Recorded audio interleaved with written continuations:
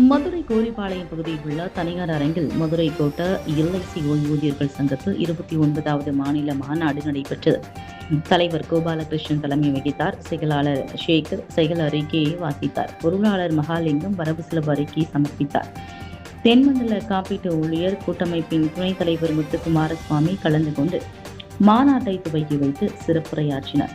தொடர்ந்து பேசிய மத்திய குழு உறுப்பினர் மீனாட்சி சுந்தரம், புதிய பென்ஷன் திட்டத்தை ரத்து செய்ய வேண்டும் என்றும், ஊதிய உயர்வின் போது பென்ஷன் உயர்வு வழங்கப்பட வேண்டும், 4 தொழிலாளர் நல சட்டங்களை திரும்பப் பெற வேண்டும், இன்சூரன்ஸ் துறையில் 100% அந்நிய முதலீட்டை அனுமதிக்கும் முயற்சியை கைவிடப்பட வேண்டும், அனைத்து மூத்த குடிமக்களுக்கும் ஓய்வூதியம் வழங்கப்பட வேண்டும், எரிவாயு உள்ளிட்ட அத்தியாவசிய பொருட்களை விலைவாசி உயர்வை கட்டுப்படுத்த வேண்டும் உள்ளிட்ட தீர்மானங்கள் நிறைவேற்றப்பட்டது.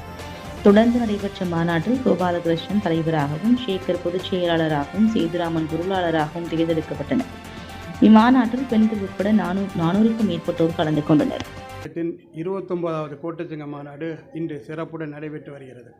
மதுரை கோட்டத்தில் 6 மாவட்டங்களில் உள்ளடக்கிய பென்ஷனர் சங்க தோழர்கள் இன்று ஒரு 500 பேர் அளவு பங்கேற்றுள்ளனர். எங்களது முக்கியமான கோரிக்கை அனைவருக்குமான பென்ஷன், எல்ஐசி பாதுகாப்பு, பொதுத்துறையிலே பாதுகாப்பு, எல்ஐசியில் புதிய நியமனங்கள், பென்ஷனில் முன்னேற்றம் உள்ளிட்ட பல்வேறு கோரிக்கைகள் முன்வைத்து தான் இந்த மாநாடு என்பது நடைபெற இருக்கின்றது. இந்த மாநாட்டில் நாங்கள் குறிப்பாக நீண்ட காலமாக 30 ஆண்டுகளாக பென்ஷனில் எந்த விதமான உயர்வும் இல்லை, அதை கண்டித்து பென்ஷனில் முன்னேற்ற வேண்டும் என்ற மையமான கோரிக்கையை முன்வைத்து தான் இந்த மாநாட்டை நாங்கள் நடத்தி கொண்டிருக்கின்றோம். குறிப்பாக புதிய பணி நியமனங்கள் கிட்டத்தட்ட 20 ஆண்டுகளாக எல்ஐசியில் புதிய பணி இல்லாதனால சேவையில் மிகப்பெரிய குறைபாடு என்பது ஏற்பட்டிருக்கு. அதையும் தவிர்க்க வேண்டும். புதிய பணி நியமனங்கள் உடனடியாக நிரப்ப வேண்டும் என்ற அடிப்படையில் தான் இந்த மாநாட்டை நடத்தி கொண்டிருக்கிறோம். அதை தவிர எல்ஐசி 70 ஆண்டுகளாக எல்ஐசி என்பது மிகப்பெரிய அளவில் இந்திய பொருளாதாரத்துக்கு பங்களிப்பு நல்கி வருகிறது.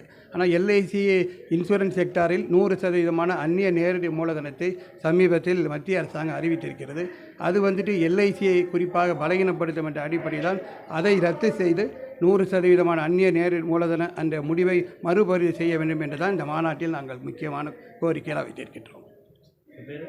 மீனாட்சி சுந்தரம், மத்திய குழு உறுப்பினர், அகில இந்திய இன்சூரன்ஸ் சங்கம்.